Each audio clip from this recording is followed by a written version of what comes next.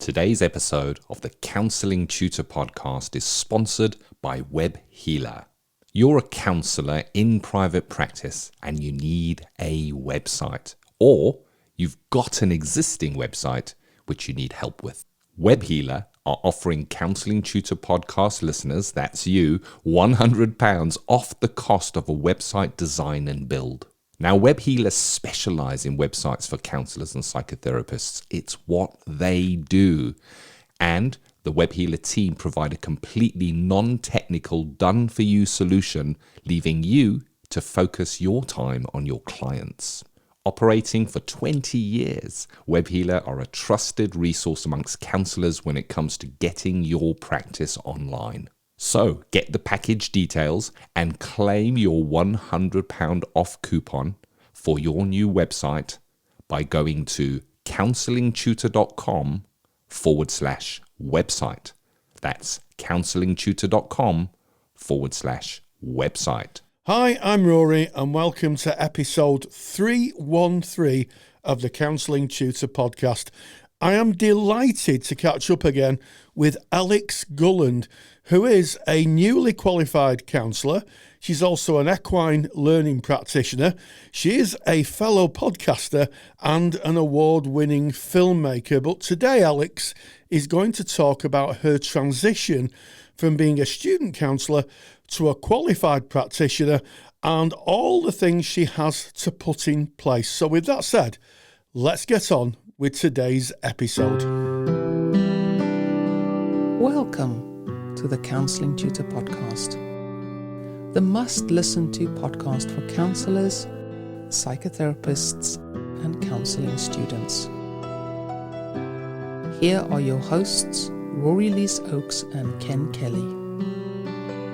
Very warm welcome to episode 313 of the Counselling Tutor Podcast. I'm Ken, and as always, joined with Rory Oakes while we walk you through three wonderful topics, starting off with ethical, sustainable practice, where we're going to be speaking or maybe answering the question, what is trauma-informed practice? We then move on to our practice matters. Rory's already introduced Alex, our guest today, speaking about the transition from student to qualified counsellor. What does that journey look like? If you're qualified, you may be reflecting back on yours. If you're yet to qualify, interesting information coming your way. We then go into our student services, where we recognise you, our students, on your formal journey to become a counsellor, psychotherapist, or to gain skills that you might use in other parts of your life. And today we're going to be speaking about barriers to communication. I think that this is also one for our qualified colleagues. Those barriers to communications, they are real. They are with us in the counselling room, whether we're online or in person, face to face. And if we don't identify them, then we can't overcome them, those barriers. But let's kick off. What is trauma-informed practice, Rory? Well, I think that's a very interesting question, Ken. And I think that trauma-informed practice is a framework. First and foremost, it's a framework, and it's been laid down by an organisation called SAMHSA, which is an American organisation, and they have SAMHSA actually is the National Association for Substance Abuse and Child Welfare in America. And certainly when I trained many years ago in trauma-informed practice, they set out the principles of what it is. And also I noticed with interest that the Office for Health Improvement and Disparities here in the UK also has a working definition of trauma-informed practice, which is built on that SAMHSA framework. So every professional should know what the framework is. And effectively, it focuses on understanding and responding to the impact of trauma. So knowledge is really important about what trauma is and how it might present. It also promotes healing from traumatic events or a series of traumatic events, but also it understands that we need to avoid re-traumatization. I think one of the danger areas in therapy is that clients may become re-traumatized, and we must at all costs avoid re-traumatizing somebody. So that's the kind of headline. But if we look at the kind of detail, it focuses on 3 E's really: event, experience, and effect. And looking at how we implement trauma-informed care, recognizing key principles, and also the practical application of the skills that we use.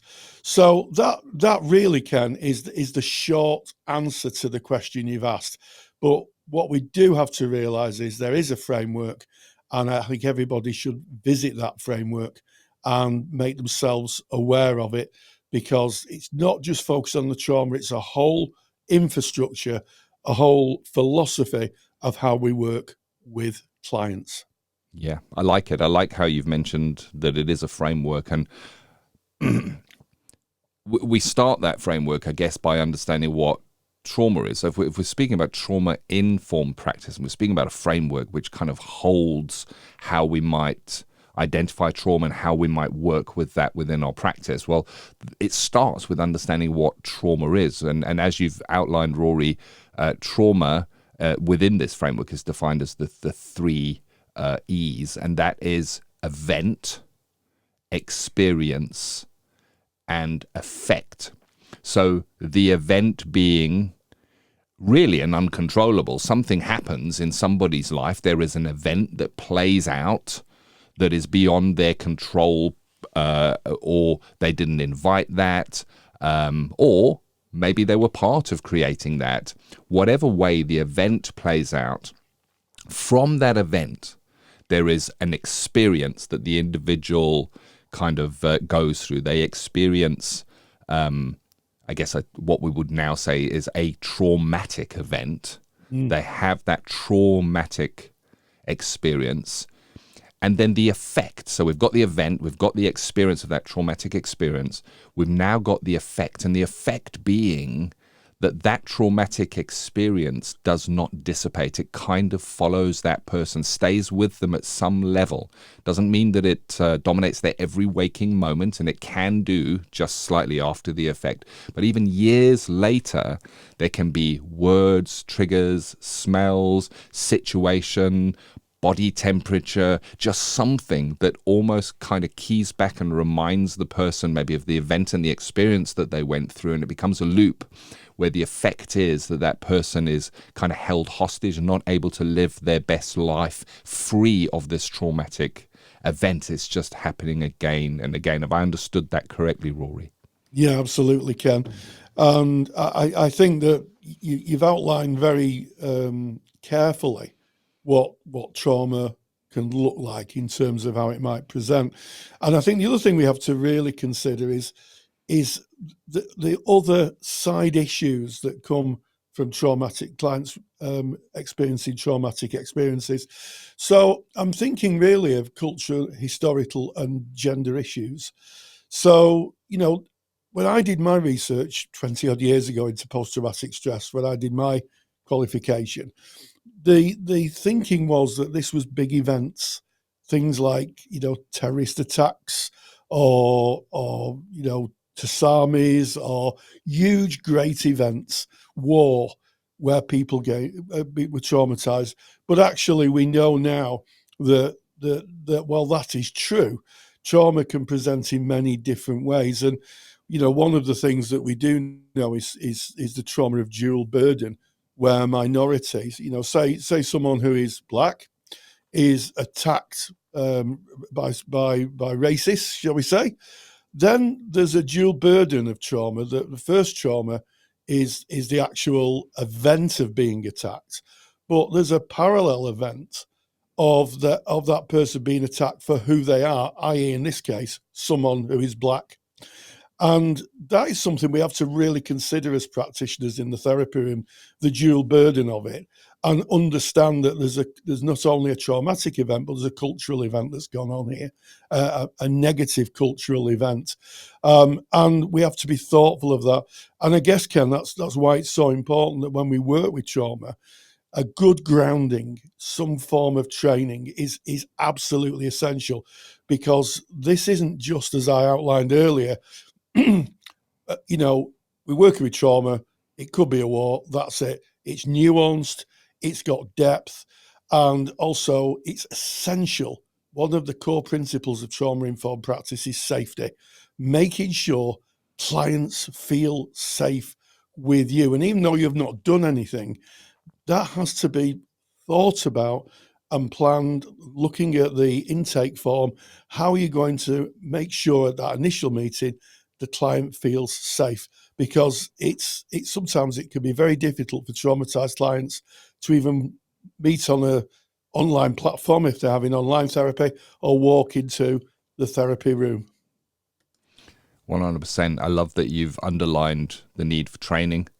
It's so important, and we've spoken in previous episodes of the Counselling Tutor Podcast that going through your formal counselling training does not necessarily prepare you as a trauma-informed practitioner. It doesn't actually prepare you as a trauma-informed practitioner. You're laying the groundworks of how to be a counsellor, a practitioner, an empathic person there, using your modality to work with someone. But when it comes to trauma, there are other areas that we need to be aware of, and the importance of training cannot be, emphasized more, how important it is. As we say often, there's no secret that at Counselling Tutor, we are a training provider company. We have a trauma-informed practice training course for practitioners that might be interested. Just go to counsellingtutor.com and the information is there. But back to kind of the the 4 R's. So we started off with the 3 E's, didn't we? The event, the experience, and the effect of understanding trauma. It's too many numbers for me. It's dyspraxia. So when we're talking about trauma-informed care, we're really talking about the 4 R's when we take it and we put it within this framework, Rory, this trauma-informed practice framework.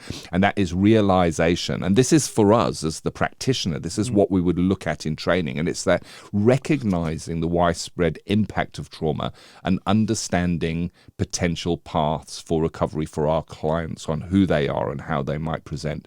The recognition, that's identifying the signs. And I think this is a really important one, because if that's missed, somebody is showing signs of reliving a past trauma, and we miss that, we're not meeting the clients only where they are. So identifying the signs and symptoms of trauma in clients, in families, staff, and others involved in the system, and including at some level in ourselves as well. We've spoken about vicarious trauma in a previous podcast, and we'll link to that in the show notes. And then there is the response. It's integrating the knowledge about trauma into your policies and procedures. As you've already said, Rory, it's going to start from the very moment that you meet a client. You, as a trauma-informed practitioner, it's a holistic way of looking at how you work with clients. And it starts from your first contact, your intake form, your contract that you may put up, and then the resistance, actively working to prevent re-traumatization. You started with that as such an important point at the head of this, and that gives us our 4 R's. It's the realization, recognition, response, and resistance. And these components provide a foundation to create that safe and supportive client environment, Rory. Yeah, absolutely. And that environment is wrapped in safety and empowerment. The times I've worked with traumatized clients, and before they can process the trauma, they have to feel safe. And that lives in the relationship, in the therapeutic relationship, and how you are, and the communication that you build between yourself and the client, and also the room to some extent. Have a think about your room, and is your room? I mean, I'm sure lots of people out there have lovely therapy rooms, but it's worth asking sometimes if the client's got a history of trauma. Just ask them very gently, show them a picture of the room. I think that's why it's so important, if you have a website or you have a listing, to have a picture of the room and say, do you want to have a look at the room? Is that going to be okay for you? And people might say yes, or they might say, I've got a bit of a problem with something that's in the room, and you can remove it. I've done that before now. Mirror was one that I had, where someone said to me, "Oh, has it got mirrors?" And I said, "Yeah, but I can either turn them round or take them off or cover them up." And the response was, if you could do that, that would be fine. And that's what I did. And also empowerment. I think that part of working with trauma is to work in the here and now, and to help clients regain those lost parts of themselves, to, as I think as Richard Erskine would say, to reintegrate those lost parts of themselves, and to become as whole a person as they can again. Because a lot of trauma, or most trauma, lives in the past. It lives either in the near past, or for a lot of clients in the distant past when they were children. I'm helping and empowering clients to come into the here and now, to realize that, who they are and the power they have, their own personal power, now is so important. And, there are times, where I may have said to a client, you're 42, you're not 3 anymore or 6 anymore. And that realization that actually that's right, I am an adult person, I have personal power, is incredible, because most trauma lives in the near or the distant past. Yeah, 100%. Core principles of trauma-informed practice. And I'm taking these from the article that has been written on this topic, which we're going to give you a link to. And there is also one of Rory's very famous by now super duper handouts. Super duper. That you're definitely we're going to want to get that and just have it. It just recaps this. It takes everything we're speaking about and encapsulates it. So if we're talking about the core principles of trauma-informed practice, once we've kind of recognized what trauma is, and we've looked at the trauma-informed care, those 4 R's, we then go on to the core principles that we'd bring into our practice. And you've mentioned all of them, Rory, but I'm going to just kind of recap. And the first one is safety, ensuring clients feel physically and psychologically safe in the therapeutic environment. Like you said, Rory, simply just asking how this feels for you is a really good start there. Trustworthy and transparency, super important. Building that trust through clear communication, consistent boundaries. Peer support, recognizing the value of shared experience and providing opportunities for peer support. Collaboration, working collaborative with clients and other professionals to foster that healing process. Empowerment, voice and choice. Of course, supporting clients to make informed decisions and then encouraging them to take an active role in their journey, because it is about them and they need to be part of that. There's not a magic sentence that we can say as a counsellor where a person that is experiencing a level of trauma is going to go, oh, that's fantastic, I feel much better now. And it may ease and we may be able to use our techniques, but at the end of the day, it's that person that needs to work through their emotions and their trauma themselves. And then, of course, having that cultural, historic, and gender understanding, recognizing that that is part of this. And, of course, within the handout, we also have some practical applications for trauma-informed practice. And we put the disclaimer in that to take this information and try and level it into your practice without the formal training is not in service of yourself and your practice or your clients. Do formal training if you're going to be looking to work with trauma. It's really important, and there's many great training courses out there. If you're interested in ours, counsellingtutor.com. If you want that handout, it includes some amazing references as well. If you wanted to dive a little bit deeper into that, you just go to counsellingtutor.com, click on our podcast tab, go to episode 313, that's 313. Everything is there. Link to a really comprehensive article on what is trauma-informed practice, and it will give you the link to the super duper handout that Rory has made, also called What is Trauma-Informed Practice? And it's going to kind of précis and put into a beautiful PDF sheet that you can download and hold and revisit as often as you want, everything that we have spoken about today. And that is today's ethical, sustainable practice.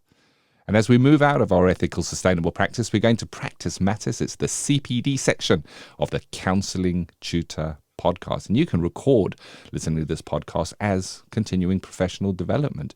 And I was contacted just this week with an email from one of our listeners saying, could we not have a certificate to say that we've listened to the podcast, to evidence that? And I had a look into that. And this is really, listening to a podcast like this is informal CPD. You're engaging in that topic and listening to about it, and you're doing an activity that is in service of your clients and your practice at some level. And if you look to your your ethical body, if you look to your professional ethical body, you're going to find that they usually have a way for you to kind of write down and note what your CPD is. And just by noting and saying that you listen to it and saying what your takeaway and what your learning is, that counts as the CPD. So that's how you would do that. So look to your professional body, and those forms should be available from them. But you did a interview, Rory, with Alex on her transition from student to qualified counsellor, and I think that's a really interesting journey. Yeah, so a little background to this, Ken. I had an email, I had a letter in the post bag, as we say, and someone said, can you not interview someone who's transitioning from being a student to a qualified person, moving into private practice life?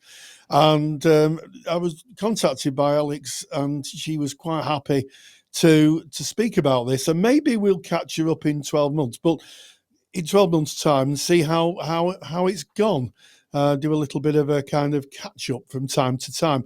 But I spoke with Alex Gulland on her transition from being a student to a qualified counsellor. And just a word here, if you are a qualified counsellor, maybe worth just listening in on this, because there's quite a few things that Alex is doing that certainly when I transitioned into private practice, I knew nothing about.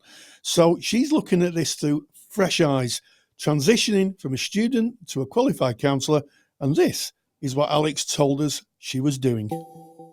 Practice Matters is proudly sponsored by the Counsellor CPD Library.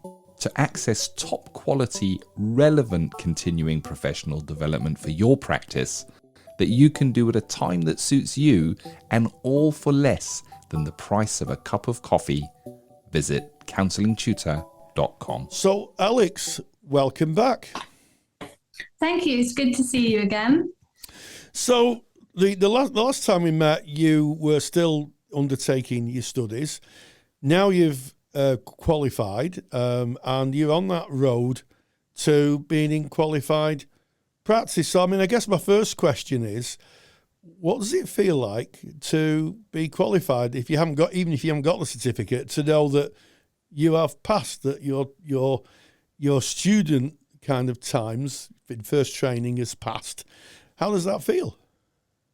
It feels good, actually. I mean, as a group, we've travelled our journey as a group of students. We've kind of travelled on quite a long journey, but it's a relief to get the assessment over, and obviously there's lots of other elements that go into helping you pass, but it's a relief to actually kind of like get that in. Then you're waiting for the results, kind of thinking, I think I did okay, I'm not sure. So we were all kind of waiting together. We've actually got a WhatsApp group. We just kind of keep in touch with each other outside the college, and then we all passed, and then it's kind of what do I do now? So then, and I kind of knew what I wanted to do in terms of setting up as a sole trader, and not as a limited company, because I've done a limited company before. But I just thought I'll try and put as much into place to setting myself as a sole trader, but also then running alongside that maybe a part-time job, and also trying to keep on learning, trying to get another modality qualification. Yeah. So where you are now is that, apart from being very, very happy that you've qualified and you've signed everything off and you can breathe a sigh of relief, yeah, is that you've had to make a decision on being self-employed. as opposed to working for a company that provides work for counsellors. And as part of that, the very first decision you've had to make is whether to be a limited company or a sole trader. So just for those people listening, the difference between a sole trader and a limited company, because this comes up so often in conversations, certainly in our Facebook group. What briefly is the main difference? Well, from my eyes, when I had my limited company, I was employing freelance staff to work on various projects. So they weren't with me completely full time, but they would kind of like come in and out. But I kind of had extra security there with my insurance and everything, that, if anything financially was to go awry, you've kind of got that limited company element to protect you against your assets being taken away in case anything dreadful happens. It also, when you're out in the world and you're pitching for business and you're against other companies pitching for business, being a limited company makes you you're on the top table, you're with the big boys. I think because what I'm doing on the counselling side, the environment, if you know what I mean, it's slightly different. A sole trader is literally, that's what it is. You're kind of like working on your own. And there's the ease of startup. There's quite low setup costs involved in that. I get tax allowances on business expenses, apparently. And I can do things like retain profits, retain items from the business, and my accounts aren't published. Whereas with a limited company, your business is accessible to a lot of people online. So there's lots of different. But the sole trader, I don't know if you think the same thing. I think it fits better for a person working on their own in private practice to be a sole trader. For me, it just kind of sits right. Yes, I mean, it's not for me to give financial advice, and certainly this isn't about financial advice. However, you've outlined, the limited company gives you protection. So usually people set up limited companies when they're employing staff, maybe, or they're borrowing money, or they're hiring things, and it means if the company goes bankrupt, your personal assets aren't affected. So no one's going to knock on the door and repossess your house. Or that type of thing. Whereas sole trader is someone who's self-employed. They just basically go out into the world, and how much they earn, they declare at the end of every financial year to the income tax here in the UK, and you pay tax and you get some benefits. You can claim certain things against your business. That's my understanding of both being a sole trader and being in a limited company. And did you take any advice on the direction you should go, or have you ever taken any advice from an accountant or something like that? Yeah, I mean, I had an accountant. Well, I still have the same accountant that I had when I was running my limited company. So she gave me advice about the sole trader side. We were also given like a big long list of things to do. Not to do, but things to take into consideration from our college. And I think that the kind of like the leaning there was to go towards being a sole trader. And when I think if you suddenly discover that you're becoming really, really busy and you want to employ other people as a counsellor, then I can certainly see you turning that into a limited company to allow you to do that. But at the moment, because it's kind of like a one-on-one thing, I wouldn't be bringing in anybody at all. So the main advice, to answer your question, has come from my accountant and also from talking to tutors, and also from other students, peers. Yeah. So, I think get advice.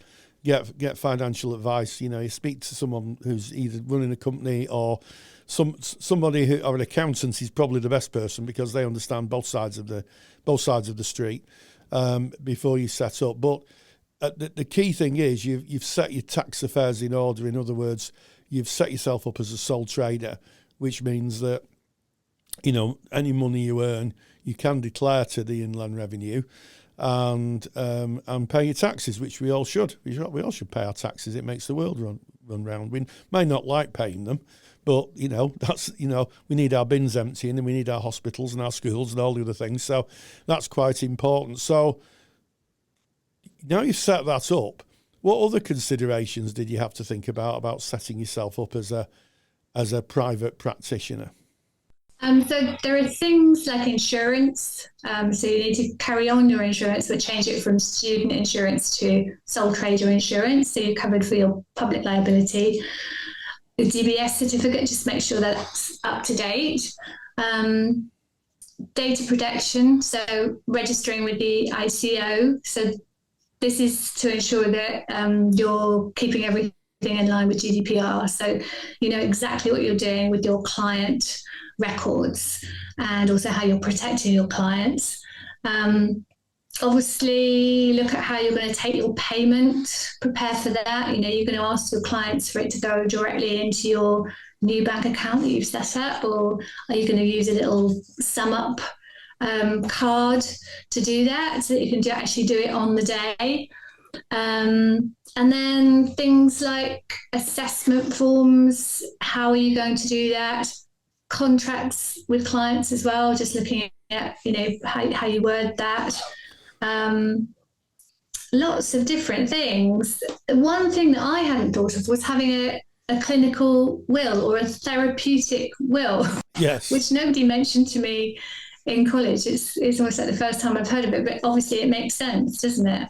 Yes. So there's quite a few there, and if we just pick up on one of those things, the payment side, you talked about a sum up card. I've never come across a sum up card. What's a sum up card? So the sum up is the name of the app, and then you're given like a little box that people can put their card in, so you can take card payments. Oh, right. So when I go to my local restaurant, they bring their mobile phone and they bring like a white box, and I put my phone over the white box and then I pay my bill. Is that it? I'll give them my card. Yeah, exactly. So there's quite a few businessy things to think about and administration things. You also talked about insurance. Now, you've said you've continued your student insurance on, and I think that many people wouldn't realise there's two forms of insurance that you have to have if you're a therapist. Certainly if you're working from home. One is the professional indemnity insurance, which protects you against people making complaints, so you can you can get legal advice. But the other is public liability, which is if a tree falls on top of a client and they're coming out of your practice, or a slate fall, or they trip over a carpet. Do you have to have two forms of insurance, if you're working from home? I think you do. I mean, as a protection, you do. But that's something that I kind of need. I mean, I'm kind of inclined to do it so that I'm covered on both sides. Yes. Yeah, because I think people forget that as soon as you're inviting business people into your premises, it's actually a business. Someone falls over or gets electrocuted or all of the things that would probably never happen, I have to say. You are protected. And then obviously the data protection side of things, you're registered with the Information Commissioner's Office in the UK. Yeah. And also I think the insurance kind of covers that as well. So there's a way of ensuring that, if somebody was to steal or break in or manage to get hold of your records for whatever reason, you need to have insurance to cover yourself for that. And work out, if you're working from home, how that fits in with your home insurance. So it could be that you're already covered, or, you need to take out a separate insurance, but just double check that. Yes.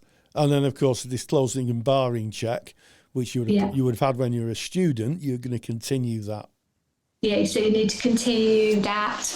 And then really getting ready then to get the certificate in and try and, register with BACP or one of the other agencies that are out there. But at the moment, I can't do that until I've actually got my certificate and I've got the other things in place, the insurance, the DBS, everything else. So we find you right at the beginning of exiting student life and coming into, a professional life, or, or qualified life. What about rooming? What's your plan for meeting clients? Are you going to be working online? Are you going to be work in the room? How are you? Where are you going to meet your clients, and how have you prepared for that? So I would like to do a combination of phone clients, online clients, but I do have a room here. So where I work, I'm quite fortunate that one part of it was a recording studio. So I've converted that into a counselling room with the chairs and everything else that I need, which is so that's in a separate part of my home, and it's got a separate entrance, so people don't have to go through the home to get to the room. It's it is separated out, but I've got to think there about security and everything else that then goes around that. Just for anybody that's working on their own, really, there is that additional, really kind of just being aware of your own vulnerability when you're putting yourself out there. I mean, I guess what you're talking about is a lone working policy, so that people know that where you are when you're working alone, and if something in a very unlikely event, I don't want to start scary stories here. In a very, very unlikely event that something happens, a client attacks you, which is so unlikely, it's just not really worth considering. However, you do have to consider it, because you're putting a lone working policy in place. Yeah, exactly that. I did think, I don't know whether in colleges they should offer some kind of, low-level self-defense class, just in case that happened. And I don't know, as you say, that might be scaring people too much, but it is something to consider. You know? Yes. Yes. This is something that I've often heard about. People taking self-defense classes, and there's different I think there's different views on it.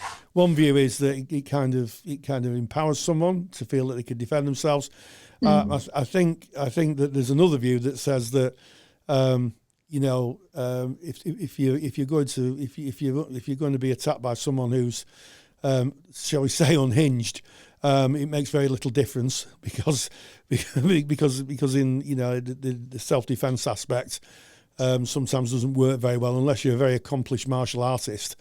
But certainly a lone working policy where someone knows who you are, maybe an alarm or something like that is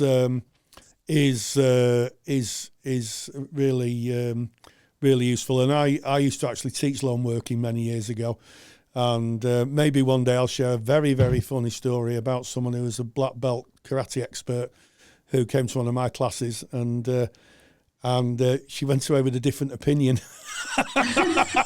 on the use of martial arts in lone working. Anyway, that's a story for another day. So putting all these things in place. So I mean, I guess the other aspect is, how are you kind of keeping yourself? I mean, you've not engaged yet in paid work, so what are you doing to kind of pay the bills, I guess? So I've got a part-time job at the moment, which it's not a fixed contract, so that works quite well. And I'm also still doing my equine therapy, so there's a small revenue that comes from that. But I think in my head I kind of planned, for things to slow down a little bit at this time, to allow me to put all the elements into place to launch myself, I suppose. Yes. But you have other work that sustains you, that pays the bills, I guess. Yeah. And that allows you then to start building. And I think a lot of people find themselves in the same position, because some people have a full-time job and then think, well, maybe I'll kind of move from that. That's what I did. I changed my job to train, and then I did lots of other things before I kind of set up in private practice. So we've often talked about portfolio careers in counselling, where people have a portfolio. They do different things, and I guess that's where you're finding yourself at the moment before you've actually started up your sole trader business. Yeah, and that's a really lovely way of putting it, isn't it? Having a portfolio career, it kind of explains it very nicely. One of the areas that I was surprised about and I didn't have much knowledge about, you'll probably have more knowledge on this, is the clinical will or a therapeutic will, which is, what do you do? We're talking about. Well, I think what that is that if someone becomes unwell or they die, they nominate somebody to contact the clients. Now, if it's a normal business, what happens is if someone dies, one of the relatives usually contacts the customers. So if it's, say, I don't know, Mo's Garage, let's say it's called Mo's Garage, repairs cars, and Mo dies, then Mo's family would probably contact the customers and say, unfortunately, Mo's a sole trader, he's died, and we're going to try and get some other mechanic in to fix the cars.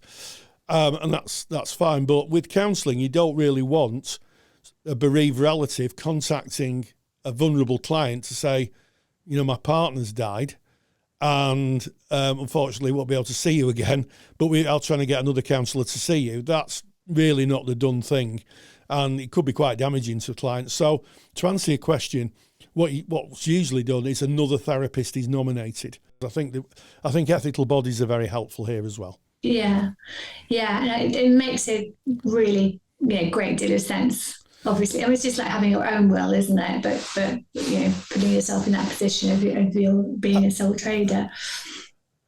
The other element is then looking at your marketing.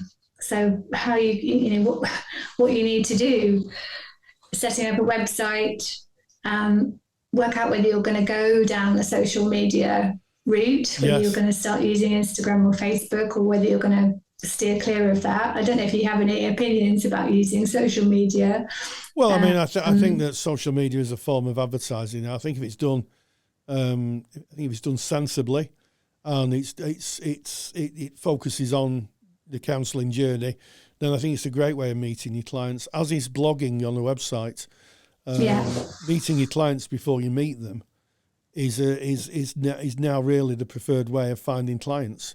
Because clients will see your profile, and that's the first time you meet.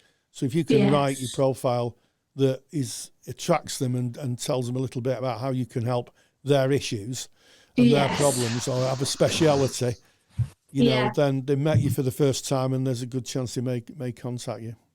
Yeah.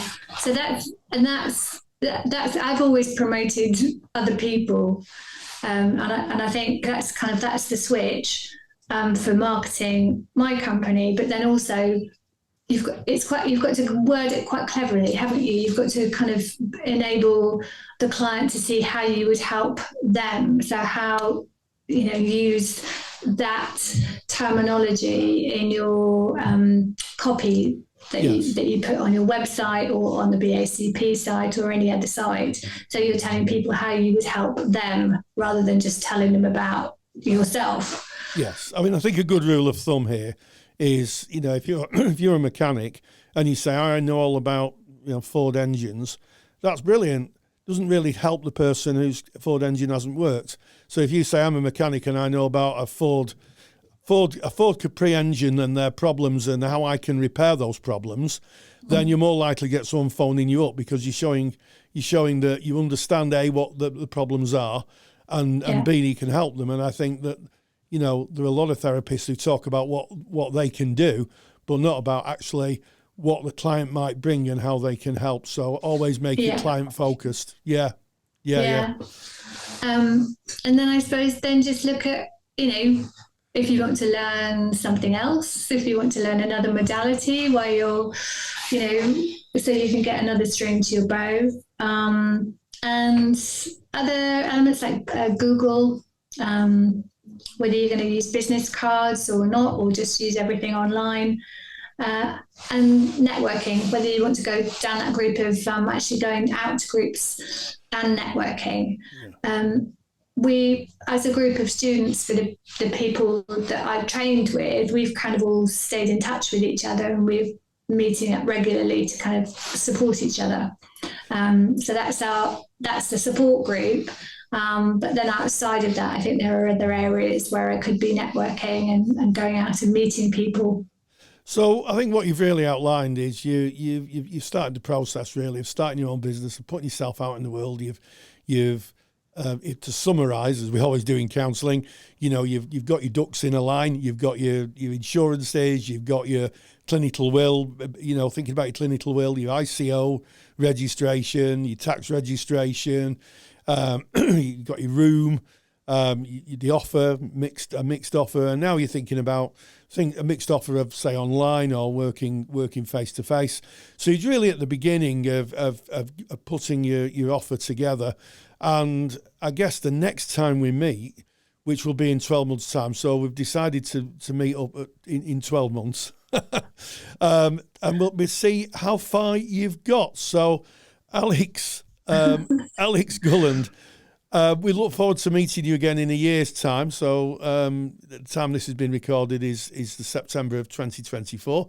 So we'll see you again in September 2025.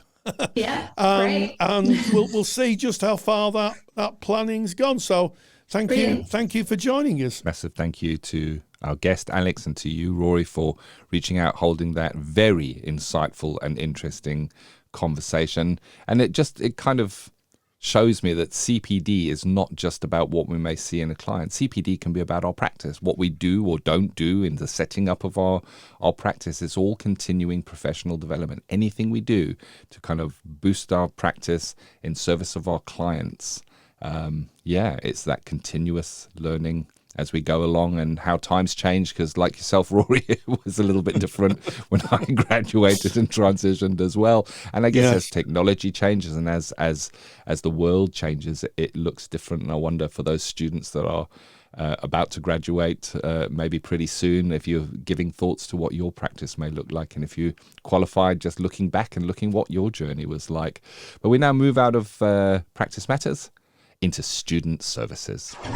Student Services is sponsored by Counselling Skills Academy. Can't tell you how many times Rory and I have heard counselling students say that learning skills and knowing that they're using them effectively is really, really challenging. The reason for this is because we don't get to see another counsellor using skills in a real live session. In reality, this means that we're asked to learn something that we can never see demonstrated in a real setting.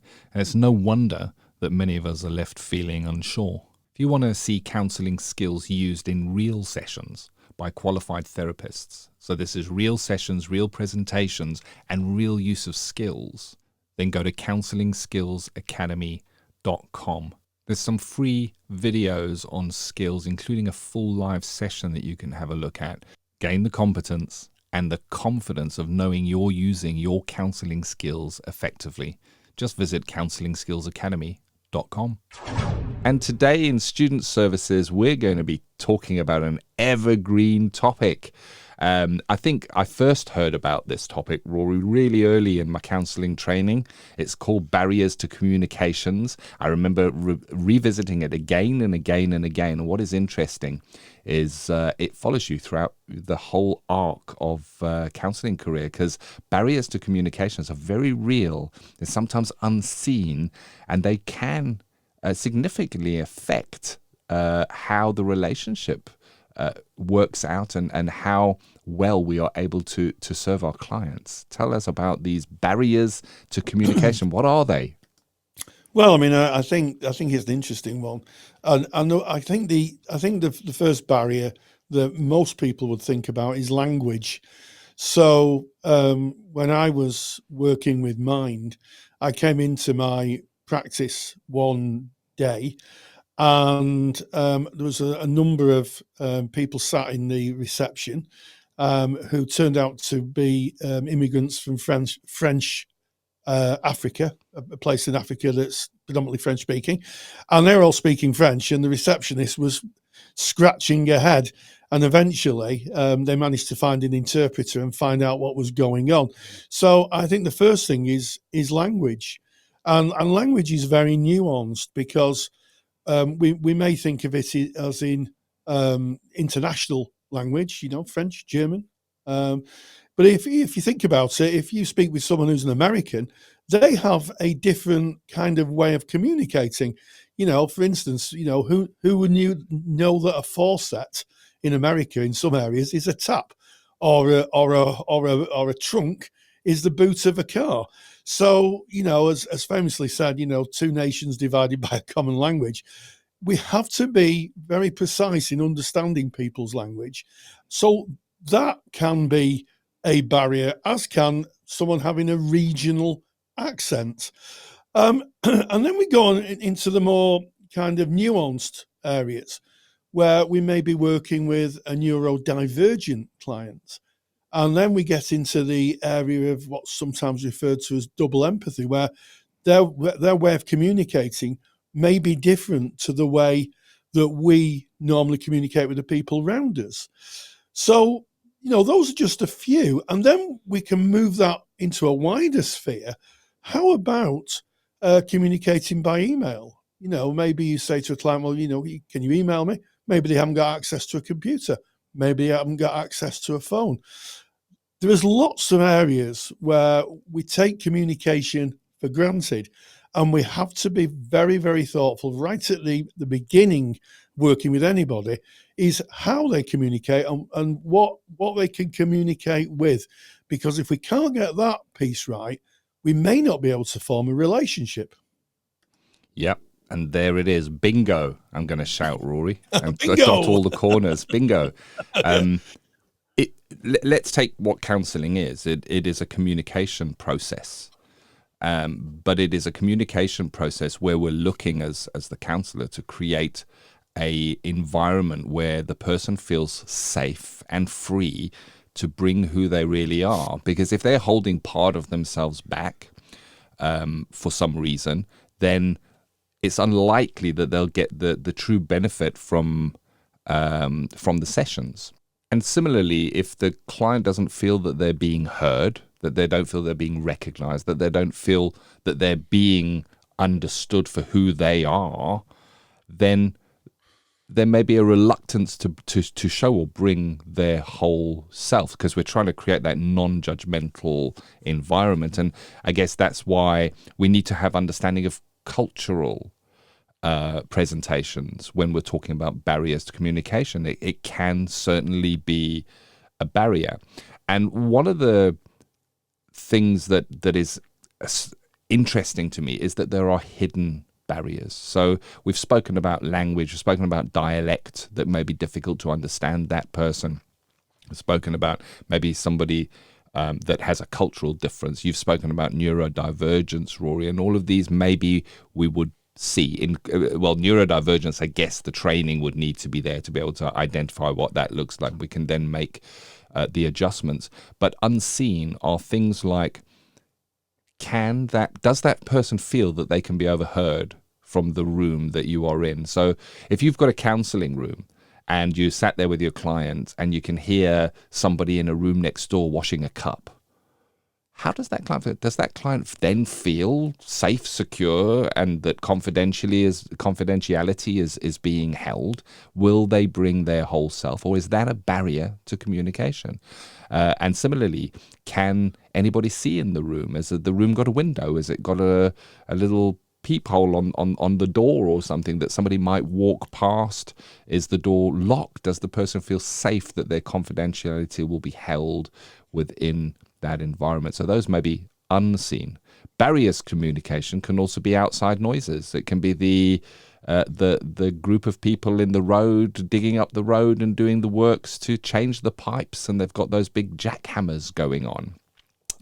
And then, and I think this is an important one, Rory, the barrier to communication can also be us as the counsellor.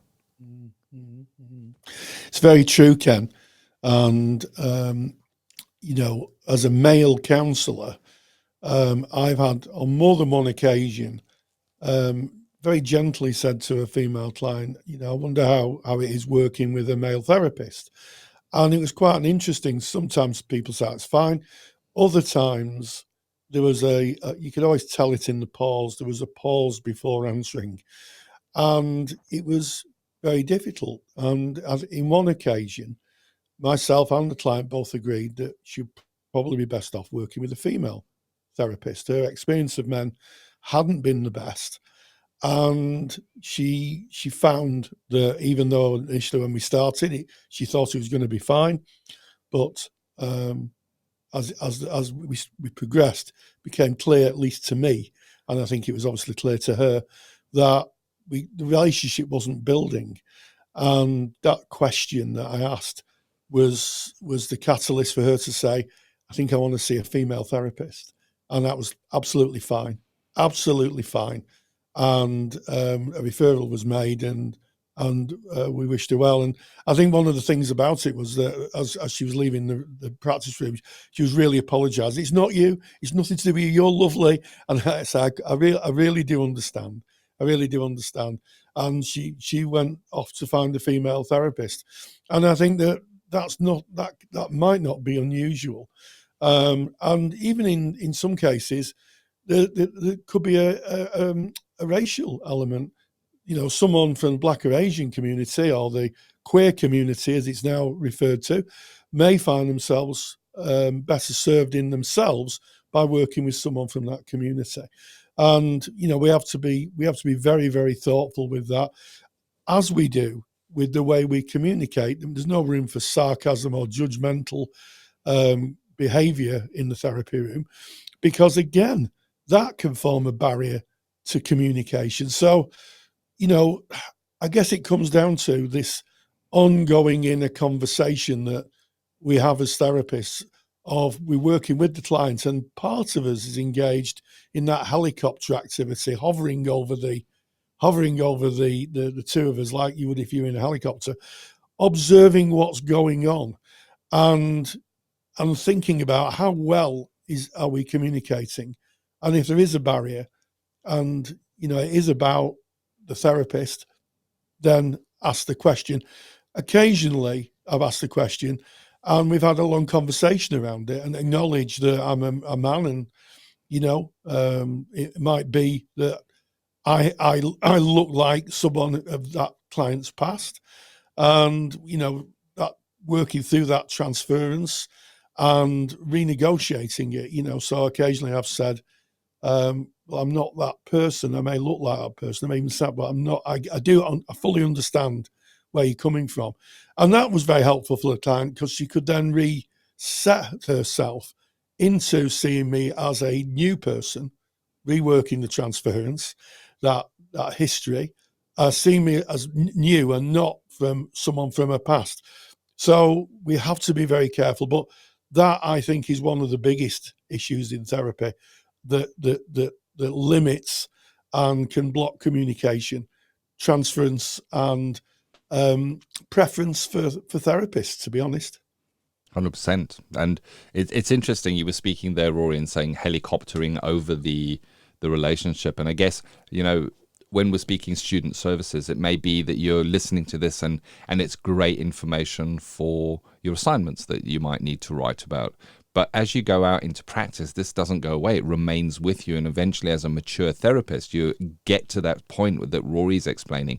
You're always watching out for this, because anything that becomes a lens between the communication, which distorts what's being said or how that is being perceived, or causes the client to maybe hold something back, or causes the counsellor to not be able to go there or hold something back, is a barrier. It stops that free communication that is so necessary to the counselling process. And it leads me into, I mentioned the counsellor, we as the counsellor can be the barrier, and you've mentioned a little bit about that, but there may be unseen parts of us as the counsellor that become the barrier in the conversation. You mentioned transference, Rory, where suddenly, without us really knowing, subconsciously, we're no longer responding to the client in front of us. We, the counsellor, may be caught up in some transference and kind of not be fully present within that. One of the questions, or one of the exercises we did during my training are, where are the topics? What are the topics or presentations that you may not be able to work with, that you don't feel comfortable to work with, maybe because of your past and the journey that you've traveled, or a family member or something like that, and to really explore those and understand them so that they don't become those barriers. As Rory, you coined a phrase, and I don't know if it's yours, but it's beautiful, and it kind of shows this, that the client can only go as far as the counsellor is able to go. If we're not able to go there, the client can't go there. Therefore, it's a barrier. They can't go. You know, if they bring something and that for us causes a jolt within inside us, yes, of course, there's a whole lot of stuff that plays out. We've got to go to supervision and all that kind of stuff. But within that moment, we may steer away from that topic and go to something they may have said earlier, or not want to delve into that. And that is a barrier in that communication, Rory. Yeah, absolutely. As is a form of parallel process. So there was a theorist called Searle, one of the first people who kind of talked about this internal world of the counsellor that ticks over while you're working with a client. And in this case, parallel process is where you're working with a client and they're talking about issues that you're going through. So say, for instance, you're working with a client and they're talking about a divorce, and you're in the process, or have recently been divorced or separated from your partner. May very well be that the feelings that you're feeling and the responses that are generated from those feelings are not actually generated from the client's frame of reference. It's generated from your frame of reference. And that can get mightily confusing because you don't know where the client begins and you end.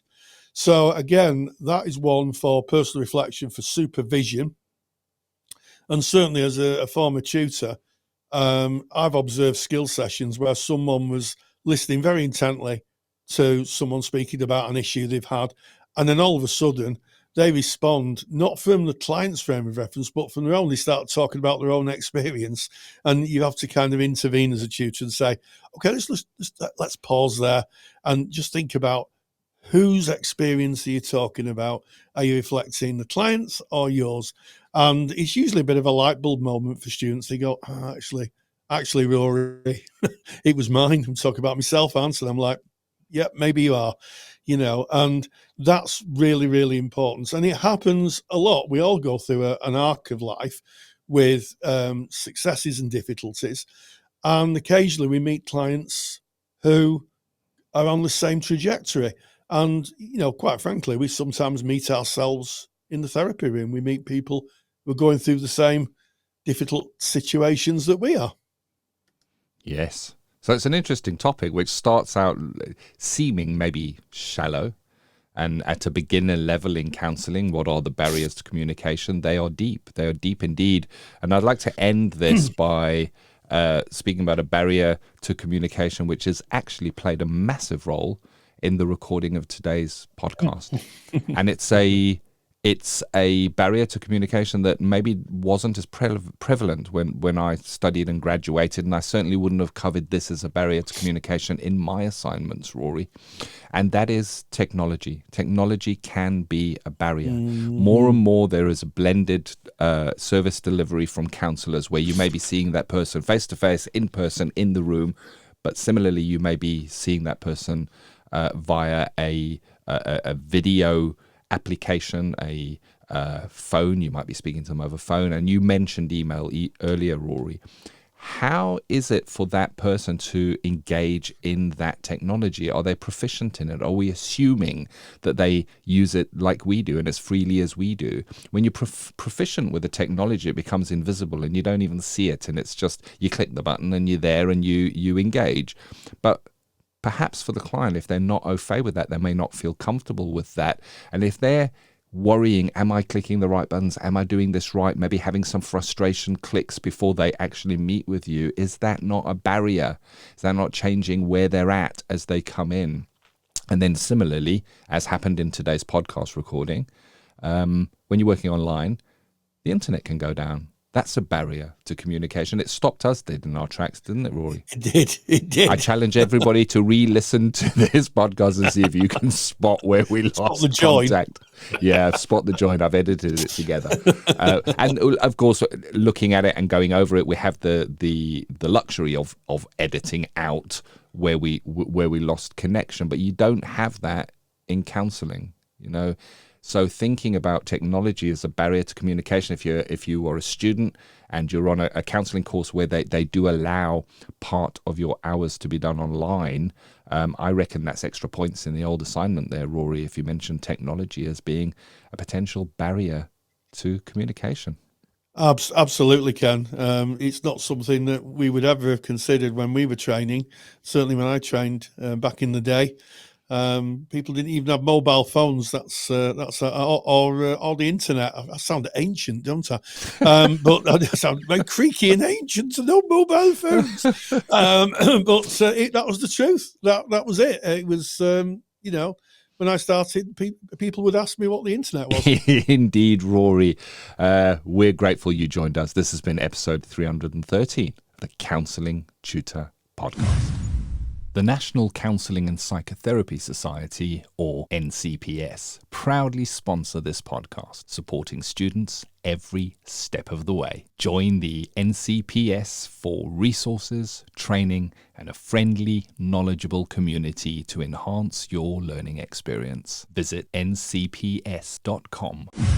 Yes, we started with ethical and sustainable practice and gave a couple of really solid definitions of what is trauma-informed practice and also what does it encompass. It's not just a phrase, it's a set of actions and a set of philosophies that underpin working safely, compassionately and thoughtfully with the clients.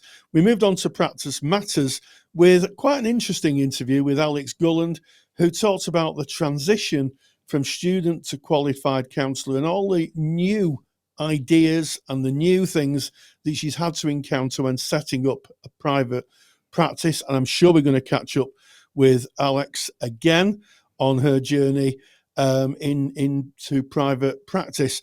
And finally, in student services, we talked about what are the barriers to communication, and we had quite a long discussion about that, as well as when recording this podcast, finding our own barriers in terms of wobbly internet. And finally, before you go, if you could do Rory a great big favour, I'd be so grateful. If you liked this episode and you got value out of it and you thought, oh, well, that's really useful, why not share it across your social media platforms to your colleagues and let them hear it too. We try and get as big as audience as we can to spread the message of good practice and kind of collegial discussions in the world of counselling and psychotherapy. And also, if you're so inclined, give us a review on your podcast platform, be that iTunes or wherever you listen, because that warms mine and Ken's hearts and makes all this work and chatter really, really worthwhile. And always stay grounded and stay safe. Take the stress out of your counselling studies and get the support of Rory and I by joining us in the Counselling Study Resource. Counselling Study Resource, or CSR for short, is the world's most comprehensive assignment guidance and study support resource for students just like you of counselling and psychotherapy. See how Counselling Study Resource can help you. Visit counsellingtutor.com. That's counsellingtutor.com. Thank you for listening to the Counselling Tutor Podcast. Find the show notes for this episode by visiting counsellingtutor.com.